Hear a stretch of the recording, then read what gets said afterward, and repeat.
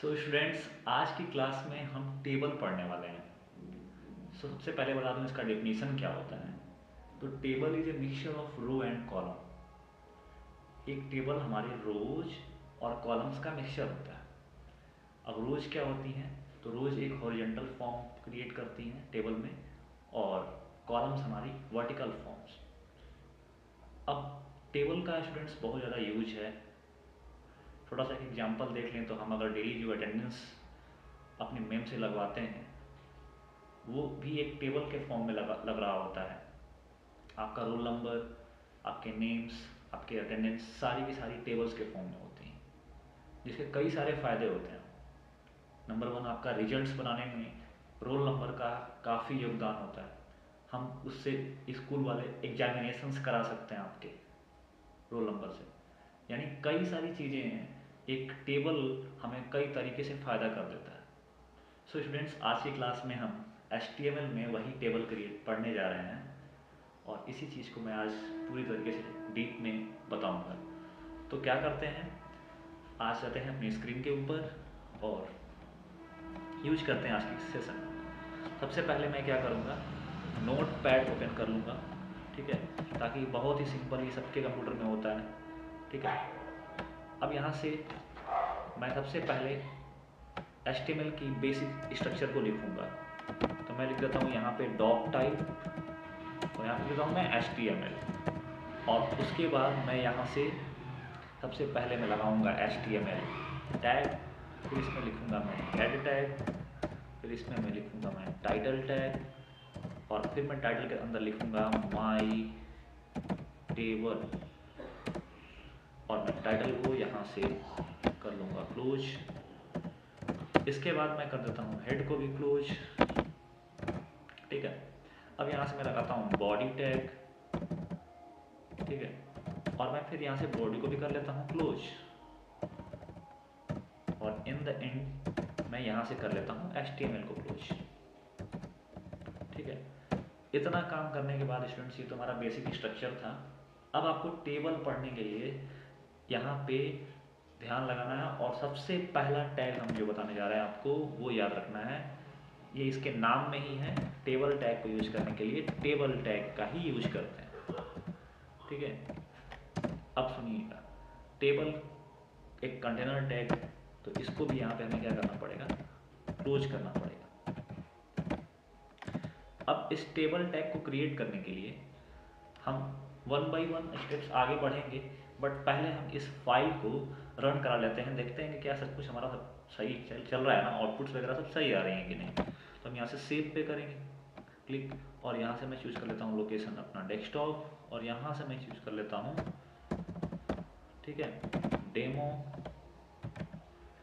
Table dot HTML।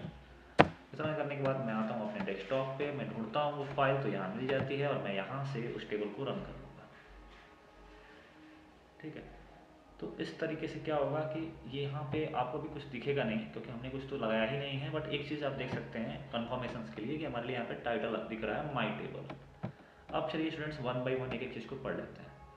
तो सबसे पहली चीज़ जो टेबल को बनाने के लिए आनी चाहिए आपको, टेबल बनाने के लिए हमें दो चीज़ आती है, लगती है, एक रो और एक कॉलम। तो सबसे पहले हम बनाएंगे इस टेबल के अंदर रो। अब रो बनाने के लिए स्टूडेंट्स TR टैग का यूज किया जाता है। अब आप कभी भी टेबल आप बनाते होंगे, तो उसकी जो मेन पार्ट जहाँ से लिखी जाती है, उसके सबसे टॉप में एक हेडिंग जरूर लिखा गया होता है। जैसे सपोज करिए आपकी अटेंडेंस वाली रजिस्टर की बात कर लें, तो जहाँ रोल नंबर लिखा होगा उसके सबसे टॉप में लिखा होगा रोल नंबर, फिर जस्ट बगल में उसके स्टूडेंट्स के नेम लिखे होंगे, तो उसके ऊपर जस्ट लिखा होगा स्टूडेंट नेम, और बगल में आपका अटेंडेंस लगता है। तो हम सबसे पहले टेबल में हेडिंग बनाते हैं। तो एक हमने रो ले लिया, अब रो के अंदर हम बनाएंगे हेडिंग, तो उसको बनाते हैं TH टैग से, और मैं लिख देता हूँ यहाँ पे हेडिंग 1, और मैं TH टैग को कर लेता हूँ क्लोज। इसी तरीके से मैं एक और ले लेता हूँ हेडिंग, इसमें ले लेता हूँ मैं हेडिंग 2, और यहाँ पे मैं कर देता हूँ इसको भी क्लोज। अब जरा इसको रन कर लेते हैं, तो आप देखेंगे कि हमारे पास दो हेडिंग बन के आ रहे हैं, हेडिंग 1 और हेडिंग 2। अब क्या करना है आपको, इसके अंदर वैल्यू डलवानी है। तो जो भी हम वैल्यू एंटर करते हैं उसको करने के लिए सबसे पहले मैं क्या करूँगा कि एक रो का काम हो चुका है तो मैं यहाँ पे टी आर टैग को क्लोज कर लूँगा, फिर से टी आर टैग ले लेते हैं।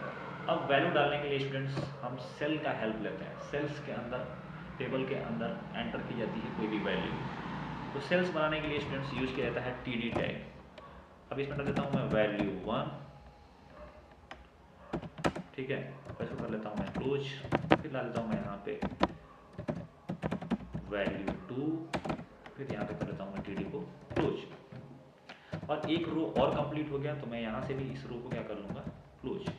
देखते रहिए स्टूडेंट्स, हम रो बाय रो आगे बढ़ रहे हैं और वैल्यू बाय वैल्यू आगे चल रहा है, ठीक है। देखिए अब हेडिंग के 1 के नीचे क्या आ गया, वैल्यू 1, हेडिंग 2 के नीचे क्या आ गया, वैल्यू 2। इस तरीके से हम टेबल के अंदर एक हेडिंग और उसके अंदर एक एक वैल्यू भी डाल ली है। अब हमें नेक्स्ट क्या करना है कि इस टेबल के ऊपर कई सारी एट्रीब्यूट्स पढ़नी है जिससे कि हमारा एक टेबल बहुत अच्छे तरीके से दिखने लग जाए, ठीक है। तो सबसे पहली वैल्यू याद रखिएगा स्टूडेंट्स, मैं पढ़ाने जा रहा हूँ आपको टेबल स्टाइल। अब देखिए क्या होता है ये, इसमें क्या करेंगे हम, टेबल जहाँ से स्टार्ट किए थे वहाँ स्टाइल लिख करके अब इसमें मैं यूज कर लेता हूँ एक प्रॉपर्टी विथ और इसके डाल देता हूँ वैल्यू 100%, ठीक है। अब आप देखेंगे तो जो हमने टेबल क्रिएट किया है वो टेबल इस पूरी वेब पेज के अकॉर्डिंग फैल गया है, माने जितना बड़ा पेज, वेब पेज, उतनी एरिया में हमारा टेबल। हम इसे कंट्रोल भी कर सकते हैं, हम यहाँ से आके इसको 50% कर देते हैं, ठीक है। तो हमारे लिए क्या हो गया, ये टेबल आधे दूर में वेब पेज के दिखने लगेगा। ये पहली बात याद रखिएगा टेबल का स्टाइल, इसमें विथ का यूज कर सकते हैं। अब दूसरी बात जो आपको याद रखनी चाहिए वो है टेबल का बॉर्डर। हम टेबल में एक बॉर्डर भी बना लेते हैं, तो उसके लिए कुछ करना नहीं है, सिंपल सा बॉर्डर लिखिए और उसमें डाल दीजिए वैल्यू। सपोज करिए मैंने डाल दी 50। अब मैं यहाँ पे आके इसको चेक करता हूँ तो इस टेबल के आसपास एक बॉर्डर लग गया, तो थोड़ा सा भी टेबल जैसा दिख रहा है और अच्छा दिख रहा है। तो ये रही हमारी दूसरी प्रॉपर्टी। तीसरी प्रॉपर्टी स्टूडेंट्स, कभी कभी टेबल के ऊपर हमें कुछ टेक्स्ट लिखने की ज़रूरत पड़ती है, तो जहाँ टेबल स्टार्ट हुआ था जस्ट उसके ही ऊपर हम एक यूज कर लेते हैं कैप्शन टैग। अब इसमें दे देता हूँ दिस इज माई टेबल, ठीक है, और यहाँ पे मैं कैप्शन टैग को क्लोज भी कर दूंगा। इस तरीके से आप अगर देखेंगे तो छोटी सी टेक्स्ट हमारे टेबल के ऊपर कैप्शन के फॉर्म में दिखने लगेगी, दिस इज माय टेबल, ठीक है। अब आप बात करते हैं नेक्स्ट एट्रीब्यूट की तरफ। हमारा अगला एट्रीब्यूट स्टूडेंट्स है सेल पैडिंग और सेल स्पेसिंग। अब ये क्या होता है, अब जैसे फॉर एग्जांपल हमने यहाँ पे टेबल के अंदर रो के अंदर वैल्यूज क्रिएट की है, तो इन वैल्यूज में हम सेल स्पेसिंग भी दे सकते हैं। अब ये कैसे होगा संभव, तो इसके लिए आप टी एच टैग के अंदर क्या करिए, तो यहाँ पे सेल स्पेसिंग का यूज कर सकते हैं। इस चीज़ को मैं अभी टेबल के अंदर भी लगा के दिखाता हूँ आपको। यहाँ पे देखिए टेबल टैग के अंदर आप यूज कर सकते हैं सेल स्पेसिंग नाम का एक एट्रीब्यूट, और इसमें आप डाल दीजिए वैल्यू, मान लीजिए 20, ठीक है। अब इसको आप रन करा के देखिए क्या होगा, सेल्स के अंदर स्पेस आ गया, जो सेल्स थी वापस में 20 पॉइंट्स दूर हो गई है। ऐसे ही एक और एट्रीब्यूट है सेल पैडिंग। इसमें क्या होता है, सेल पैडिंग के अंदर अगर मैं डाल देता हूँ मान लीजिए 16, तो इसको अगर मैं यूज करता हूँ तो जो कंटेंट है और जो बाउंड्री है उसके बीच की जो दूरी है वो बढ़ जाती है। तो इस तरीके से हम टेबल के अंदर और भी काम कर सकते हैं।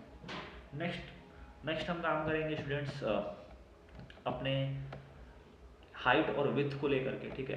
अब देखिए यहाँ पे मैं इस चीज़ को थोड़ा हटाता हूँ, ठीक है, और आपको एक कंसेप्ट सिखाता हूँ। मान लीजिए मैं यहाँ पे यूज करता विड्थ और यहाँ पे देता मैं 100, और अब यहाँ पे एक चीज़ सिखाना चाह रहा हूँ स्टूडेंट्स, टेबल की विड्थ की जो वैल्यू हम दे रहे हैं उसके लिए 2 यूनिट्स आती हैं। पहली यूनिट होती है परसेंटेज और दूसरी यूनिट होती है हमारी पिक्सल। इन दोनों में क्या डिफरेंस होता है मैं आपको दिखाता हूँ करके। सपोज करिए मैं यहाँ पे परसेंटेज ले लेता हूँ और यहाँ पे मैं आके उसको चेक करता हूँ, तो ये क्या हो गया, ये पूरा टेबल जब मैं परसेंटेज की यूनिट लगाता हूँ तो पूरा टेबल क्या हो जाता है, अपने पूरी वेब पेज के अकॉर्डिंग शेप ले लेता है। बट अगर वही मैं पिक्सल को यूज करूँ, यहाँ परसेंटेज को काट के px लिख दूँ, तब क्या होगा कि जो टेबल अपने कंटेंट को लिखा हुआ है, यानी जो कंटेंट लिया हुआ है वो उस कंटेंट के अकॉर्डिंग फिट हो जाएगा। तो स्टूडेंट्स ये दो डिफरेंस होती है, आप याद रखिएगा, कभी भी पूछा जा सकता है कि पिक्सल को यूज़ करने पे क्या होता है और परसेंटेज को यूज़ करने पे क्या होता है। ये रही आपकी कुछ और भी एट्रीब्यूट्स।